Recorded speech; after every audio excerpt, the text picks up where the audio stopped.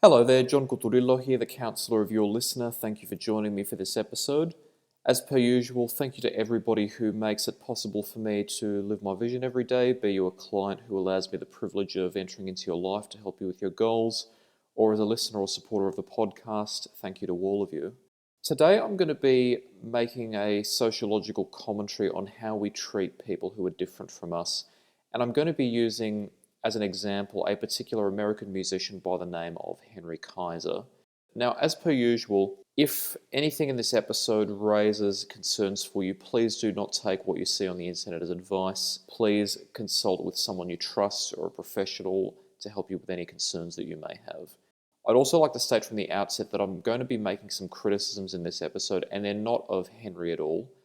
They are of the ways that people have responded to him and what these responses indicate about the way that society operates. I'd also like to make clear that I don't know Henry personally and I don't have any affiliations with him.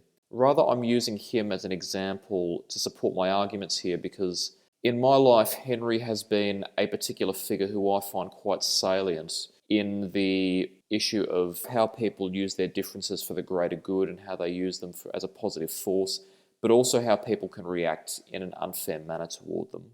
To start, those who know me know that I love music. I love to play music, I love to write music, and while I am by no means a technically proficient musician or an academic musician in any way, and I certainly don't have what some would call an encyclopedic knowledge of music, music is a positive force in my life. It has incredible emotional benefits for me. I love creating with it, I love using it to express, and I love sharing music with other people and exploring different types of music.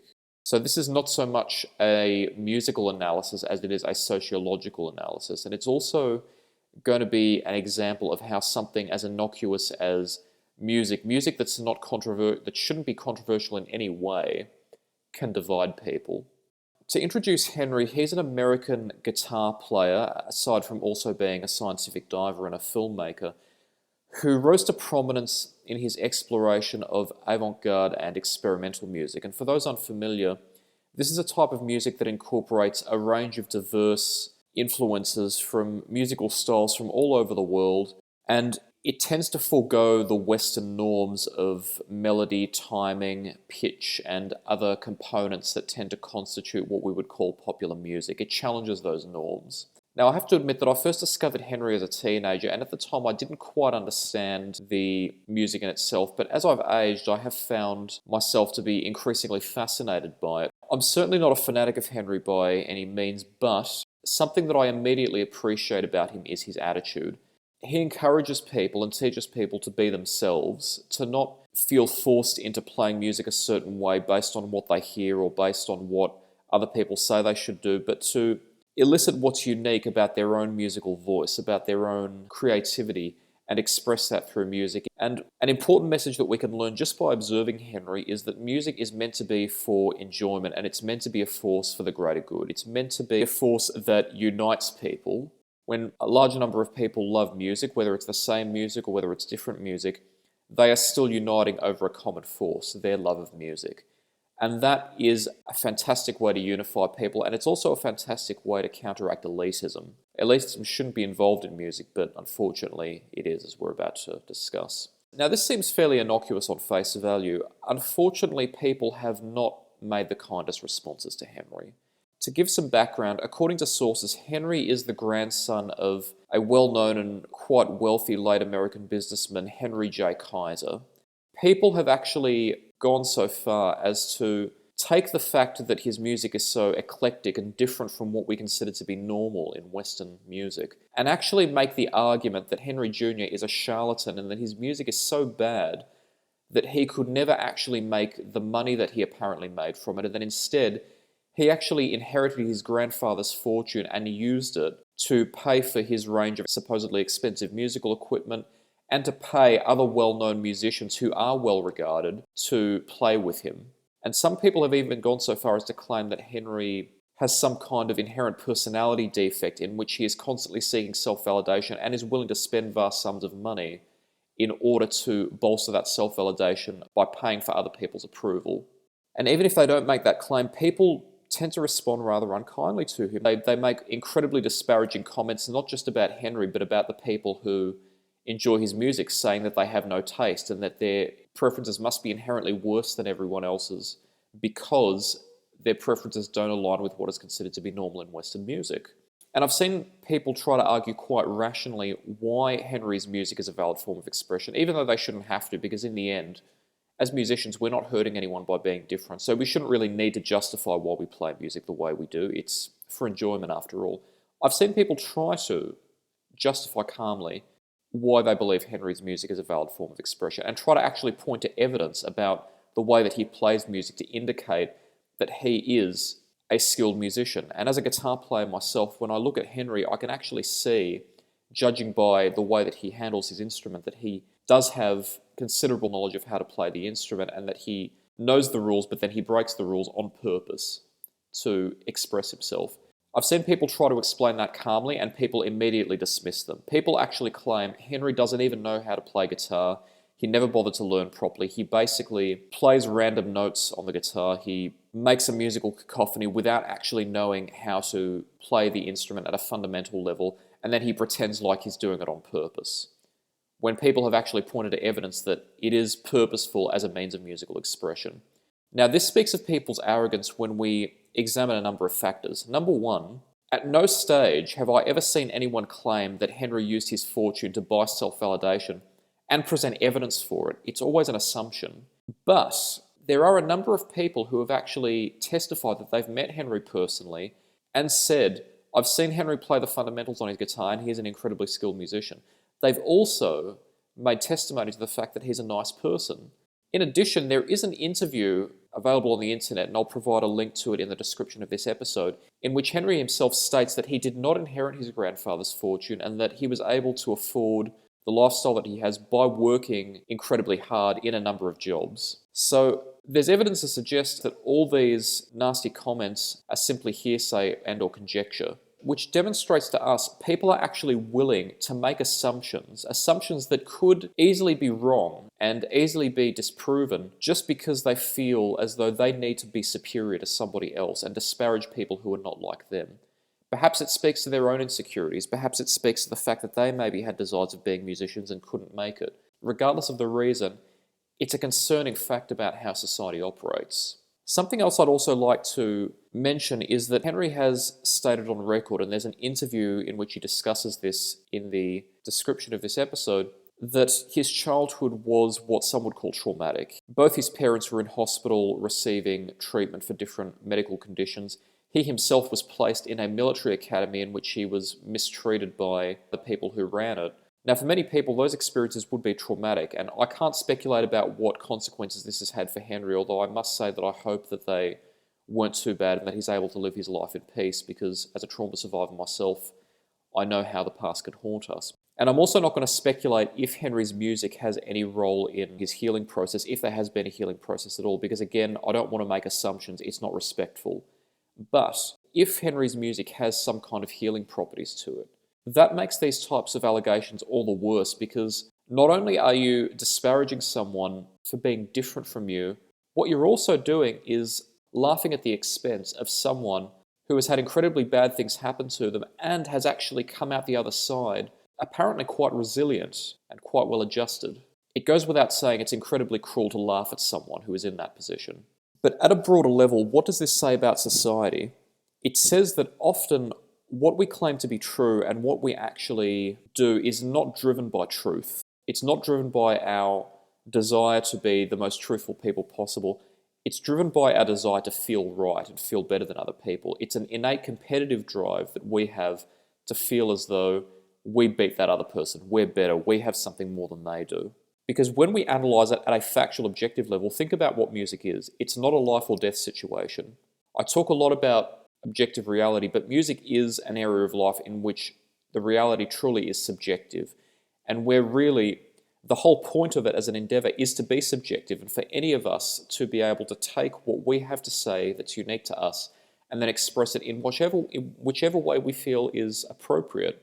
And because it's not a life or death situation, we have endless freedom to experiment. Are you going to wake up tomorrow morning and be irreparably harmed because someone is playing a style of music that you don't like. Regardless of what you think about music, regardless of what you think about the music that you were raised to enjoy or the music that you think people should enjoy, there is no corresponding phenomenon in nature that innately dictates music as an objective phenomenon in which every form equally has to be the same in order to achieve its purpose. And the evidence is quite simple. If you examine people from all over the world, you will find that musical tastes are extremely broad and often eclectic. And the fact that people enjoy it and the fact that people are able to create a positive force in their lives as a result of it is all the evidence you need to demonstrate the fact that music is meant to be subjective.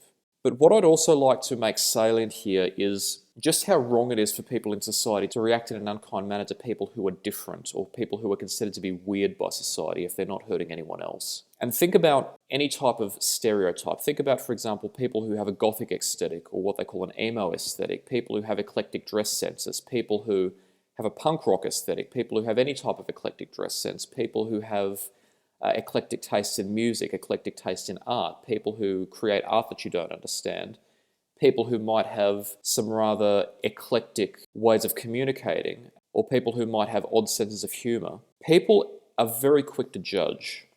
And often what people do is they make an assumption about what people's qualities are or what their beliefs are based on these superficial factors.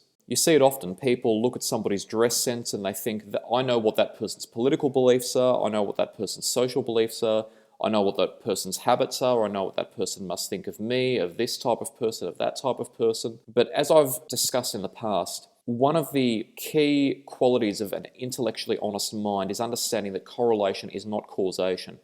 Just because you've seen somebody with a particular aesthetic before hold a particular set of beliefs which you find objectionable, it doesn't mean that those beliefs cause someone to have that aesthetic or that that aesthetic causes someone to have that belief. It doesn't mean that the bond between the two is inextricable. That is just not a fact. Okay, it's just not objectively true. That's called guilt by association, and it's not an intellectually honest way of perceiving the world. You don't have to agree with everyone's beliefs. You don't have to agree that every idea is equally valid. But it's incredibly foolish to think that you know everything about how the world operates just looking at a limited range of factors. As I've discussed extensively, and I shouldn't have to repeat myself, nobody is as wise as they think they are. Not me, not anyone. Our minds are incredibly prone to bias and corruption by extraneous information and experiences that we've had. We're all prone to that. It's just part of the human experience.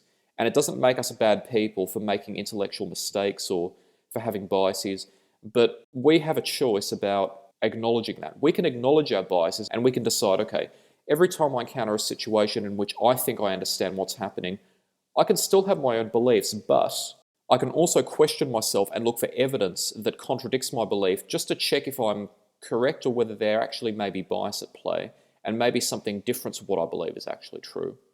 Or you can continue to refute all evidence and ignore all evidence that disputes your beliefs and simply claim that you're right simply because you like to think you are. That is not a shortcut to a happy life, if that's what your concern is. We have an innate tendency to want to understand the world and make quick decisions about what's true and what's not and what to believe. That is both an innate working of the human mind, a survival mechanism, and it can also be a flaw. And we're not bad people for having flaws, but it's our responsibility to be aware of our flaws and to understand how they affect our life and try to counteract them so that we can be as truthful and as logical as we can be. And especially in instances in which we are judging other people. Think about where society has always been and where it's headed right now. Society is becoming increasingly polarized as the years pass. It's happened before, and it's certainly possible for it to happen again, for us to reach a stage at which a person who looks a certain way could be assumed to have a certain set of qualities and actually be persecuted based purely on that. And even notwithstanding how they look, it can even be assumed that a person having certain beliefs makes them an enemy and therefore that they should be persecuted or even killed. If you're the person who has to decide what to do with someone based on how they look and what their beliefs are, how are you going to face the possibility that you could be harming an innocent person just by taking one look at them and thinking you're wise enough to decide who they are and whether they deserve to live or not? No matter what your beliefs are, no good society operates on the basis that we can take one look at somebody, get offended and immediately think, you know what, that person doesn't deserve the same rights that I do, or that person deserves my lack of kindness, just because I feel they do. Society is already in disarray because people live by this belief. It leads to pure chaos and it leads to harm and disorder. This is bad, but we have the power to counteract that. We have the power to make different choices and decide for ourselves that we are not going to persecute people just because our feelings dictate that we should. Sure, certain beliefs are inherently bad, but there are a large number of beliefs that are only bad because we claim they are. And there are still a lot more nuances to certain questionable beliefs than what we like to think. We're quick to jump to the conclusion that something is bad without understanding that often there are nuances to it that explain why it exists. You have the choice about how you acknowledge your mind. Make it wisely, because in the end, we all have to work together if we want to live in a good world. Now, in the description of this episode are a couple of recommended links. I've placed links to a number of interviews, as I've mentioned, with Henry Kaiser, in which he discusses himself, his music, his childhood, and similar.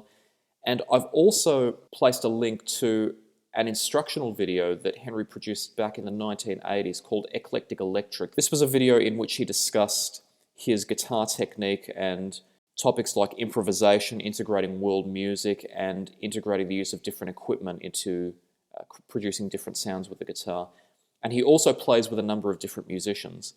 And there's also a timestamp that I've mentioned in the description that I recommend you listen to if you listen to nothing else in that video, at which Henry and his band play an instrumental composition called The Welfare Elite. And I think this is just an incredible example of the creativity of Henry and his peers. Not only does the piece have a title that I love, it also has an incredibly catchy melody, and also listen to Andy West's playing on the bass guitar. It's incredibly funky. And I find myself often with this song stuck in my head, and if you're not careful, you might just get it stuck in your head too. So, recommended listening there. I have to say, if you're listening, thank you, Henry, for inspiring me to make this episode. I really appreciate your spirit. So thank you for joining me for this episode. As per usual, if this episode has raised any concerns for you at all, in any way, please do not take what you see on the internet as advice. Seek help from a professional. And also, if you have any ideas about the program or you'd like to be a guest, please contact me. I love to hear from my audience. And until next time, take care.